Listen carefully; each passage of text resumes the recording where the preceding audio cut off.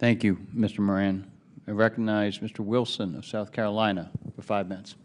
Thank you, Chairman Keene, and thank you and Representative Bill Keating, both secretaries. You're going to see something really remarkable with the leadership of Chairman Keene, where Republicans and Democrats want you to succeed.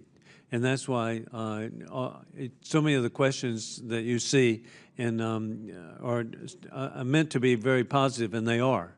And but we want you to succeed because war criminal Putin has inadvertently unified NATO, as we see with Congressman Moran pointing out about Sweden joining NATO, giving up its neutralism after 200 years. We see the incredible people of Finland who were successful in the Winter War of 1939 to resist invasion. We see the European Union coming together, providing over $75 billion of aid to the people of Ukraine. And then, again, possibly even more remarkable, something that Putin didn't mean to do, and that is get Republicans and Democrats to work together.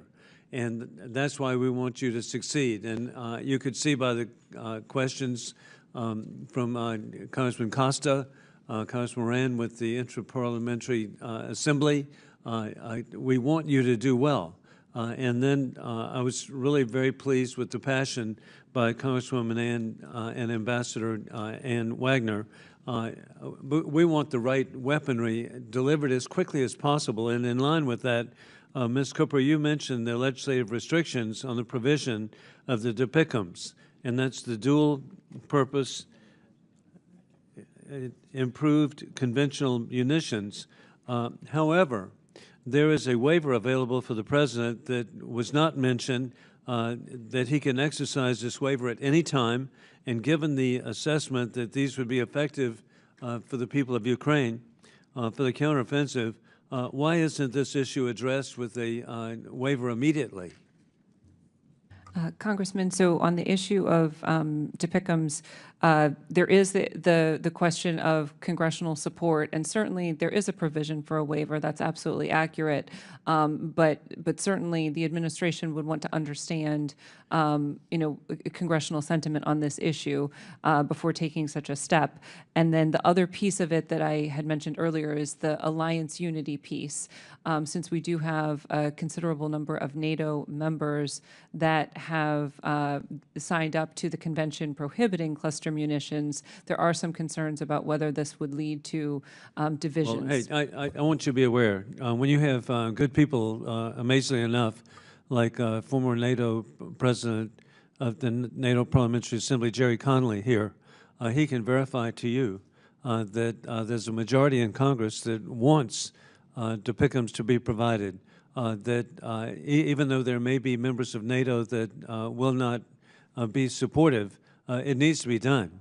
And for the benefit of success, we want President Biden to be successful in this initiative. And to be successful means that the people of Ukraine have the most advanced weaponry with the longest range, the most effectiveness that, to face a war criminal who the mining of Ukraine, I mean, just over and over again, the war crimes that are being committed. With that in mind, also, Secretary Jones, following the 2008 Bucharest summit, Ukraine's NATO aspirations were welcomed, and a path to membership was confirmed. The people of Ukraine have certainly indicated, and by giving blood to every effort, that they want a clear path to NATO membership. And Americans also want victory, and that's why, as myself, as chairman of the U.S. Helsinki Commission, we introduced House Resolution 332, which defines victory and a path forward for NATO membership. And also it's bipartisan with 12 other members to provide for President Biden to call for a concrete pathway for Ukraine at the Vilnius summit to provide for NATO membership. With that, why is the administration hesitant on moving ahead with Ukraine?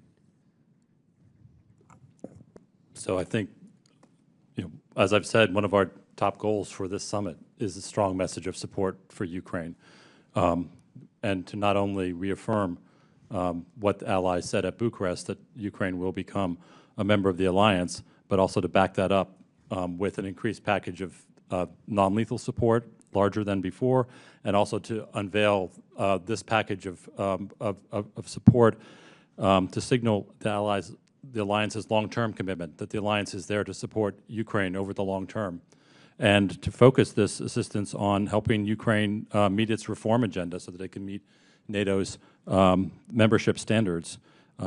Because Ukraine and allies agree that Ukraine can't join NATO while there's an active conflict, but we can, through this assistance, help Ukraine to advance its reform so it can be ready to join NATO when conditions permit. Well, there'll be bipartisan support for this, and I yield back. Thank you.